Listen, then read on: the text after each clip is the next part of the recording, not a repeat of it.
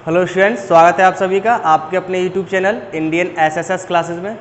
बेटा आज हम बताने वाले हैं आपको निर्वात की वैद्युतशीलता के मात्रक, विमा और मान के बारे में और सतत आवेश वितरण के बारे में, परावैद्युत तथा परावैद्युतांक के बारे में। तो आइए शुरू करते हैं।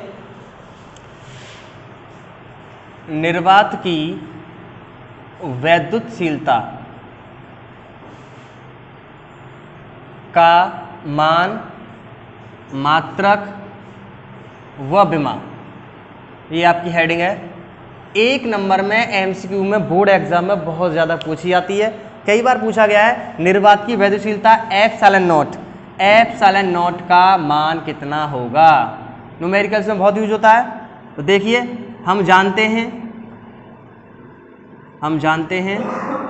1/4 pi epsilon naught is equal to क्या होता है, वो आपका 9 × 10⁹ न्यूटन मीटर स्क्वायर प्रति कूलाम स्क्वायर होता है।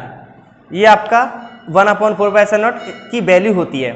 यहाँ से मैं एप्सिलॉन नॉट को यहाँ ले जा रहा हूँ और इस सब को यहाँ लेके आ रहा हूँ।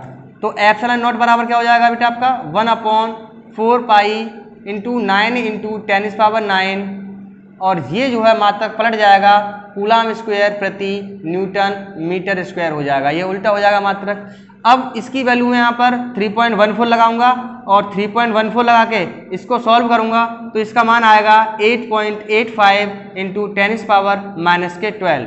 सॉल्व कर लेना आप 4, 3.14, 9 और इसको ऊपर ले जाना, डिवाइड कर लेना, सॉल्व होके आपका 8.85 × 10⁻12 आंसर आएगा कूलाम स्क्वायर प्रति न्यूटन मीटर स्क्वायर। तो ये आपकी एप्सिलॉन नॉट यानी निर्वात की वैद्युतशीलता का मान होगा। ये एक नंबर में एमसीक्यूज में बहुत आता है। कभी कभी इसका मात्रक पूछ लेते हैं। तो एप्सिलॉन नॉट का मात्रक क्या होगा? एप्सिलॉन नॉट का मात्रक जैसा कि आप देख रहे हैं सामने, वो होता है आपका कूलाम स्क्वायर प्रति न्यूटन मीटर स्क्वायर। ये आपका एप्सिलॉन नॉट का मात्रक होता है। अब बात करते हैं विमा की। एप्सिलॉन नॉट की विमा क्या होगी? एप्सिलॉन नॉट की विमा, तो बेटा विमा कुछ बच्चे रट्टा मारते हैं, रटते हैं विमा। रटने की कोई जरूरत नहीं है, आप मात्रक से ही विमा बनाइएगा। देखो यहाँ मात्रक से विमा एक लाइन में निकल आएगी। कूलाम स्क्वायर, कूलाम आवेश का मात्रक होता है और आवेश की विमा होती है AT।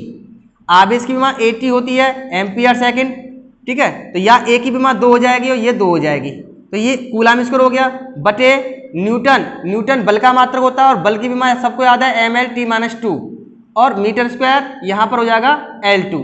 तो यहाँ से आपकी विमा निकली आई सीधी सीधी। ये जब ऊपर आएगा, बटे से ऊपर आएगा तो m⁻⁻1 हो जाएगा। L और L 2 ये रही, ऊपर आएंगे तो L⁻⁻3 हो जाएंगी, और T नीचे -2 है, ऊपर +2 है तो -2 ऊपर आएगी तो +4 हो जाएगी, और A⁻2 है ये आपकी निर्वात की वैद्युतशीलता की विमा हो गई। तो ये एक एक नंबर के एमसीक्यूज क्वेश्चंस बोर्ड एग्जाम में देखने को मिलते हैं इस पर। तो आपको अच्छी तरह से आ गया होगा इसका मान क्या होता है, मात्रक क्या होता है और विमा क्या होती है, ठीक है। आगे हम बात करते हैं अब परावैद्युत क्या होता है। बहुत यूज किया है मैंने ये परावैद्युतांक क्या होता है, ये कूलाम के नियम में आपने पढ़ा होगा। तो बताते हैं परावैद्युत क्या होता है। बात है परावैद्युत की। परावैद्युत क्या होता है? तो प्यारे परावैद्युत क्या होता है, ये मैंने कूलाम के नियम में यूज किया है। परावैद्युत क्या है? विद्युत का कुचालक माध्यम, विद्युत के कुचालक माध्यम को परावैद्युत कहते हैं। परावैद्युत कहते हैं।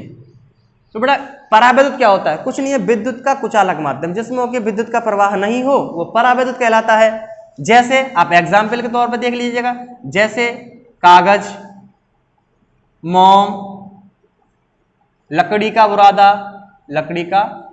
बुरादा, केरोसिन ऑयल, इस तरह से ये सभी क्या हैं? ये आपके सब परावैद्युत हैं। ये सब परावैद्युत माध्यम है, कागज, मोम, लकड़ी, ये। तो परावैद्युत समझ में आ गया होगा। परावैद्युत क्या होता है? विद्युत के कुचालक माध्यम को परावैद्युत कहते हैं। नेक्स्ट इसमें बेटा परावैद्युतांक। परावैद्युतांक मैं बहुत यूज करता हूं, उसको आगे भी यूज होगा कि परावैद्युत माध्यम यानी कुचालक माध्यम का परावैद्युतांक, परावैद्युत माध्यम का परावैद्युतांक। तो क्या होता है ये बेटा? ये परावैद्युतांक क्या होता है? देखो मैंने कूलाम के नियम में यूज किया था निर्वात की वैद्युतशीलता और माध्यम की वैद्युतशीलता। तो माध्यम की वैद्युतशीलता और निर्वात की वैद्युतशीलता दोनों के अनुपात को किसी माध्यम का परावैतांक कहते हैं, किसी माध्यम का परावैतांक कहते हैं। यहां से परिभाषा निकलती है। परिभाषा क्या निकलेगी? किसी माध्यम का, परावैद्युत माध्यम का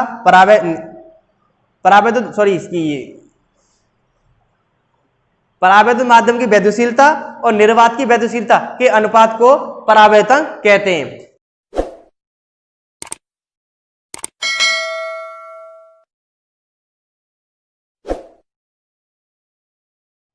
सतत आवेश वितरण क्या होता है? जैसा कि परिभाषा से क्लियर हो रहा है नाम से, सतत आवेश वितरण। सतत आवेश वितरण, तो सतत आवेश वितरण क्या होता है? किसी वस्तु को दिया गया आवेश, सतत आवेश वितरण क्या है बेटा? किसी वस्तु को दिया गया आवेश उस पर समान रूप से वितरित हो जाए तो इसे हम सतत आवेश वितरण कहते हैं। यदि किसी वस्तु को दिया गया आवेश उसके आकार में समान रूप से वितरित हो जाए तो यह सतत आवेश वितरण कहलाता है। अब वस्तु के आकार के आधार पर यह तीन प्रकार का होता है। वस्तु के आकार के आधार पर यह तीन प्रकार का होता है। पहला आपका बेटा रेखीय आवेश वितरण, रेखीय आवेश वितरण। दूसरा है आपका बेटा पृष्ठीय आवेश वितरण, पृष्ठीय आवेश वितरण। और बेटा तीसरा आता है आपका आयतन आवेश वितरण, आयतन आवेश वितरण। तो पहला समझाना चाहेंगे रेखीय आवेश वितरण क्या होता है? यदि किसी वस्तु को दिया गया आवेश या जब किसी वस्तु को दिया गया आवेश उसकी लंबाई में, कहां पर? लंबाई में, उसकी लंबाई में समान रूप से वितरित हो जाता है तो उसे हम रेखीय आवेश वितरण कहते हैं। फिर से सुन लो, यदि किसी वस्तु को दिया गया आवेश उसकी लंबाई में समान रूप से वितरित हो जाता है तो उसे रेखीय आवेश वितरण कहते हैं। इसी में प्यारे एक टॉपिक आता है रेखीय आवेश घनत्व, रेखीय आवेश घनत्व। कुछ टीचर क्या होते हैं वो इसी की परिभाषा में इसकी परिभाषा लिखवा देते हैं, लेकिन ये गलत है। रेखीय आवेश घनत्व क्या होता है? किसी तार अथवा छड़ पर आवेश और उसकी लंबाई के अनुपात को रेखीय आवेश घनत्व कहते हैं। इसकी परिभाषा अलग है। इसकी परिभाषा है जब किसी वस्तु को दिया गया आवेश उसकी लंबाई में समान रूप से वितरित हो जाता है उसे रेखीय आवेश वितरण कहते हैं। और इसकी परिभाषा है किसी तार अथवा छड़ पर आवेश और उसकी लंबाई के अनुपात को रेखीय आवेश घनत्व कहते हैं। इसे लैम्डा से प्रदर्शित करते हैं तो लैम्डा बराबर Q/L होता है। इसका मात्रक कूलाम प्रति मीटर आएगा। ये आपका गॉस की प्रमेय में यूज होने वाले हैं तीनों के बारे में, तीनों का यूज होगा, पृष्ठीय भी होगा, आयतन भी होगा। इसी प्रकार पृष्ठीय आवेश घनत्व, पृष्ठीय आवेश वितरण की परिभाषा क्या होगी? जब किसी वस्तु को दिया गया आवेश, जब किसी वस्तु को दिया गया आवेश उसके क्षेत्रफल में समान रूप से वितरित हो जाता है तो उसे पृष्ठीय आवेश वितरण कहते हैं। फिर से याद करो, यदि किसी वस्तु को दिया गया आवेश उसके क्षेत्रफल में समान रूप से वितरित हो जाता है तो उसे पृष्ठीय आवेश वितरण कहते हैं।